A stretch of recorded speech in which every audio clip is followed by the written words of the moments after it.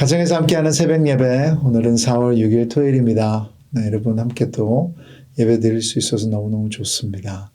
오늘 찬송가 93장 예수는 나의 힘이요, 우리 힘차게 부르시고 기도하도록 하겠습니다.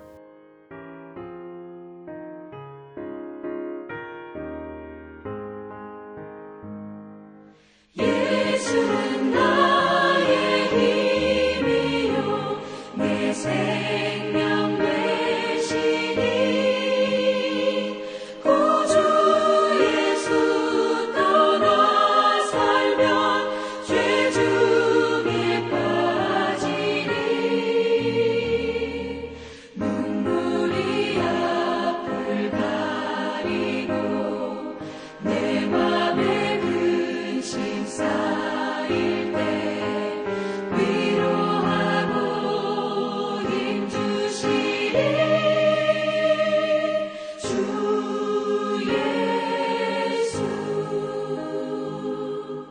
예수는 나의 힘이요 내 친구 되시니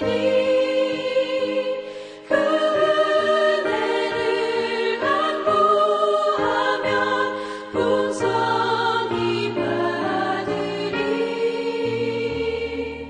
햇빛과 비를 주시니 추수할 곡식 많도다 귀한 열매 주시느니 주 예수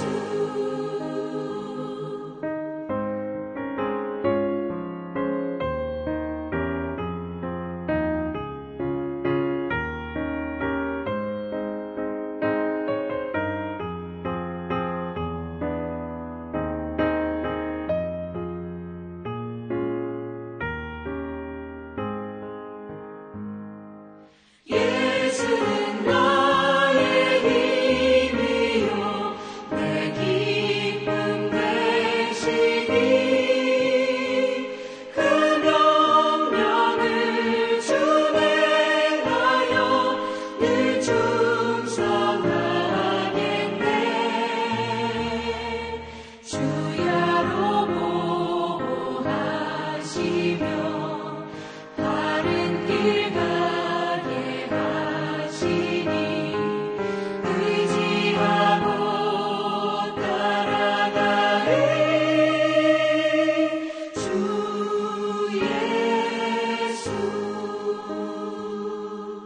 예수는 나의 힘이요 내 소망 되시니 이 세상을 떠나갈 때 곧 영생 얻으리 한없는 복을 주시고 영원한 기쁨 주시니 나의 생명 나의 기쁨 주 예수 하나님 아버지, 진정으로 주님만이 우리의 힘입니다. 다른 힘을 의지하고 있었던 부분이 있다면 오늘 말씀 가운데, 오늘 예배 가운데 생각나게 하여 주시고 회개하게 하여 주시고 오늘 주님만을 바라보고 또 앞으로 전진하는 하루 되게 하여 주시옵소서.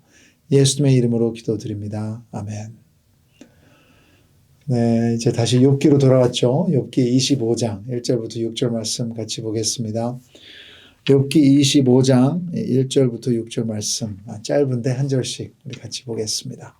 1절 읽겠습니다. 수앗 사람 빌닷이 대답하여 이르되 하나님은 주권과 위엄을 가지셨고 높은 곳에서 화평을 베푸시느니라. 그의 군대를 어찌 계수할 수 있으랴. 그가 비추는 광명을 받지 않은 자가 누구냐. 그런즉 하나님 앞에서 사람이 어찌 의롭다 하며 여자에게서 난 자가 어찌 깨끗하다 하랴.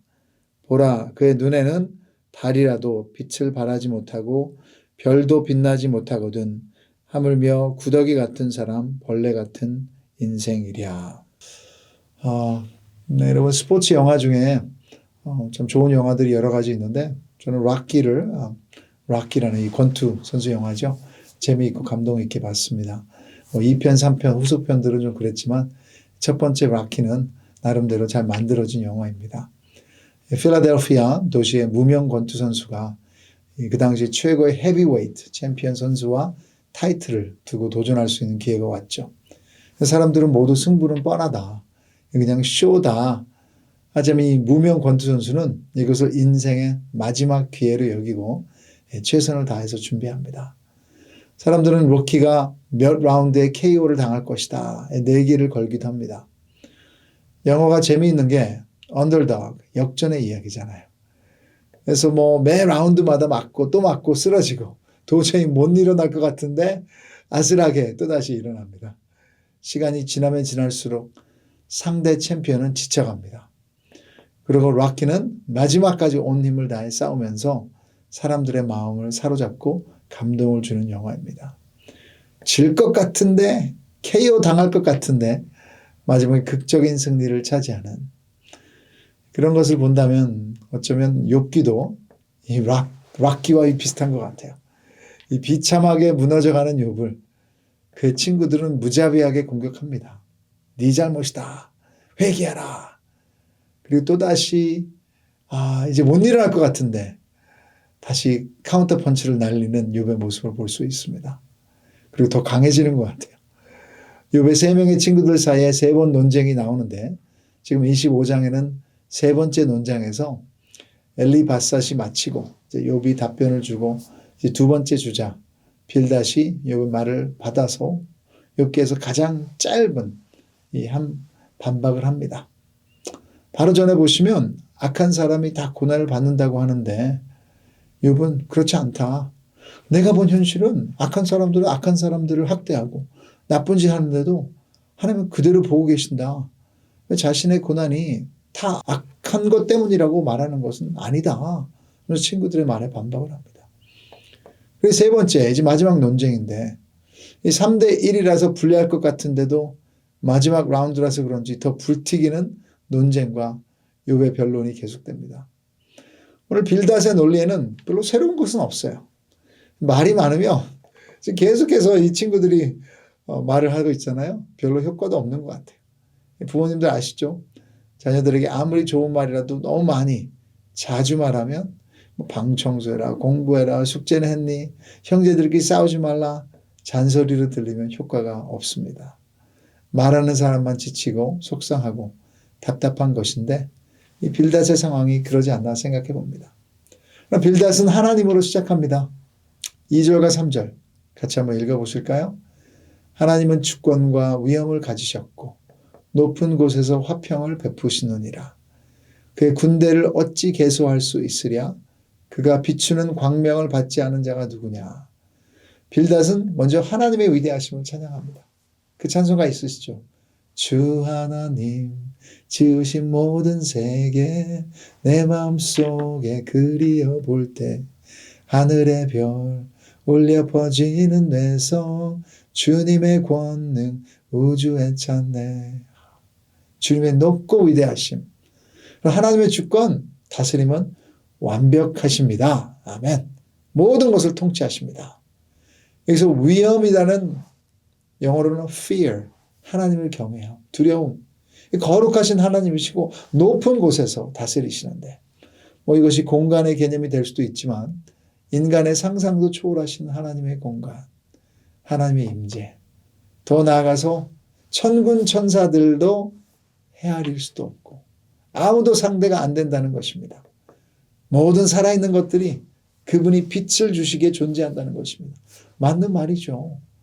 저희 교단에서 존경받는 아브라함 카이퍼 박사님의 유명한 말을 제가 몇 번 설교 시간에 인용을 했죠. 우리 인간이 존재하는 전 영역에서 모든 것을 통치하시는 그리스도께서 내 것이라고 외치지 않으시는 곳이 단 1인치도 없다. 이 세상의 어느 것도 하나님의 통치 바깥에서 존재할 수 없다는 것입니다. 저도 믿음이 생기고 나서 하나님의 위대하심을 알아가다가 그분의 뜻 없이는 어떤 것도 이루어지지 않는다. 하나님의 우연은 없다는 것을 확실히 믿고 나서 세상과 상황을 보는 저의 태도가 달라졌습니다. 저는 뭐 좀 매사에 부정적인 경향이고 염려가 많고 우울하고 조금이라도 제 생각대로 안 되면 안절부절하고 옆에 사람들을 힘들게 했는데 이런 전지전능하신 하나님 믿고 나서 컴다운 됐어요. 안정을 누릴 수 있었어요. 이게 성경에 나오는 기독교 가르치는 하나님의 오심의 주권이요 찬양입니다. 우리가 찬양하는 거예요. 그래요. 하나님에 대한 빌닷의 말은 틀리지가 않았어요. 여러분. 맞죠? 그래서 계속해서 빌닷은 말을 이어갑니다. 4절, 5절, 6절 같이 읽어보실까요? 그런즉 하나님 앞에서 사람이 어찌 의롭다 하며 여자에게서 난 자가 어찌 깨끗하다 하랴. 보라 그의 눈에는 달이라도 빛을 발하지 못하고 별도 빛나지 못하거든. 하물며 구더기 같은 사람 벌레 같은 인생이랴. 이런 하나님에 비하면 우리는 구더기 같은 하찮고 더러운 존재라는 것입니다. 그런 4절은 우리의 원죄를 말합니다. 여자에게서 난 자, 모든 인간은 아담과 이브의 후손으로 우리 안에는 원죄가 있기에 하나님 앞에서 깨끗할 수 없다는 것입니다. 5절에는 하나님 눈에는 달도 별도 빛나지 않을 만큼 비교가 안 되는 거예요. 그리고 우리는 벌레 같은 존재. 그런 찬송가 가사가 있죠. 웬 말인가 날 위하여 주 돌아가셨나. 이 벌레 같은 날 위해 큰 해 받으셨나. 우리 인간들 별거 아닙니다. 그렇게 똑똑하다고 얘기하지만 우리가 언제 죽을지 어느 누구도 몰라요. 진짜 여러분 이 말도 틀리지 않아요. 벌레 같은 우리의 표현의 한계가 있기에 하나님과 인간을 이렇게밖에 비교할 수 없을 것 같아요. 하나님에 대해 이런 올바른 지식을 가지고 욥을 공격하는 빌닷의 논리는 이것입니다. 그런 하나님 앞에서 욥, 야 너는 아무것도 아니야. 벌레 같은 존재인 네가 잘못한 거야. 이 고난이 네가 잘못해서 하나님한테 받는 벌이라는 것을 빨리 인정하라는 것입니다. 욥기 4장 17절부터 19절에 똑같은 말을 먼저 했었어요. 욥기 4장부터 보시면 사람이 어찌 하나님보다 의롭겠느냐.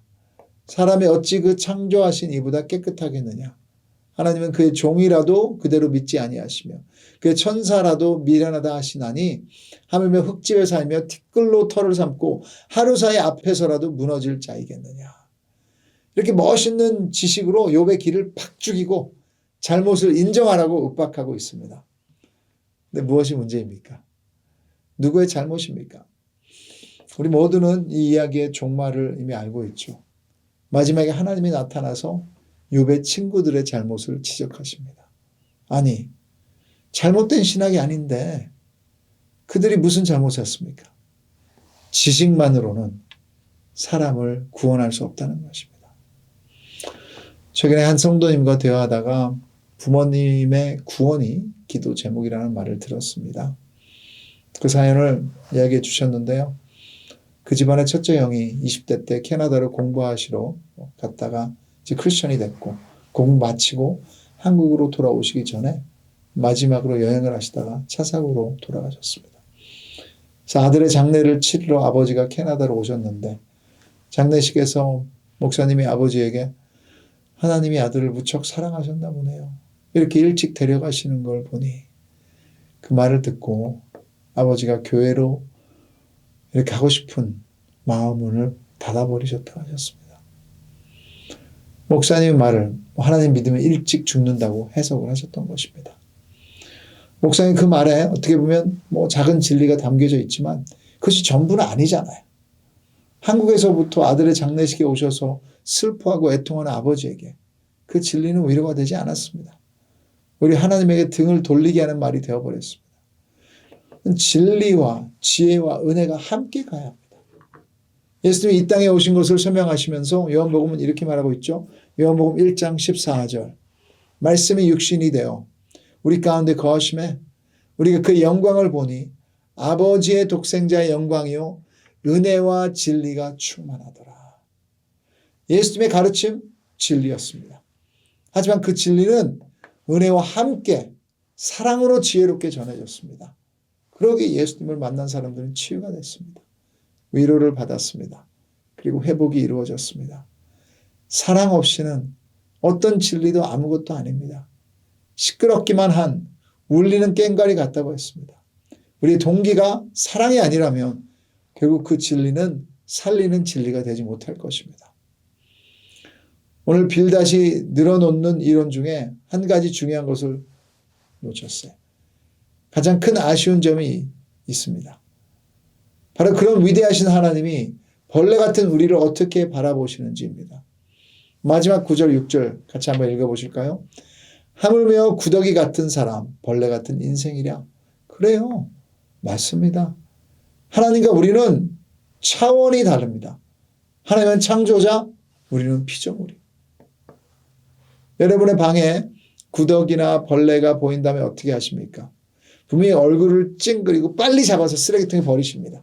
혹시 벌레를 보시면 너무 사랑스럽다는 마음이 드시는 분 계세요? 근데 말도 안 되는 놀라운 사실이 있어요. 그럼 벌레 같은 우리를 위해 하나님이 그의 독생자를 이 땅에 보내시고 그 예수님이 우리를 위해 십자가에서 보혈을 흘리셨다는 것입니다. 그럼 벌레 같은 우리를 하나님은 존귀하게 여기신다는 것입니다. 하나님의 형상으로 우리를 만드셨습니다. 죄 때문에 이렇게 망가지고 또 죄 가운데 살아가는 우리지만 하나님은 우리를 사랑하신다는 것입니다. 이것이 빌닷이 놓친 진리예요. 시편 8편 4절과 5절에 같이 읽어보시겠습니다. 사람이 무엇이기에 주께서 그를 생각하시며 인자가 무엇이기에 주께서 그를 돌보시나이까. 그를 하나님보다 조금 못하게 하시고 영화와 존귀로 관을 씌우셨나이다. 우리가 잘해서 사랑스러워서가 아니라 우리 창조 하나님이 우리에게 영화와 존귀로 관을 씌우셨다는 거예요. 우리에게 그런 가치를 주셨습니다. 그래요. 우리가 죄 가운데 살고 있고 또 때론 우리의 죄 때문에 고난을 받게 됩니다. 하지만 그렇다 해도 하나님의 사랑 밖에 우리를 두는 것은 가장 어리석은 일입니다. 23장 15절에서 욥은 이렇게 고백합니다. 그러므로 내가 그 앞에서 떨며 지각을 얻어 그를 두려워하리라.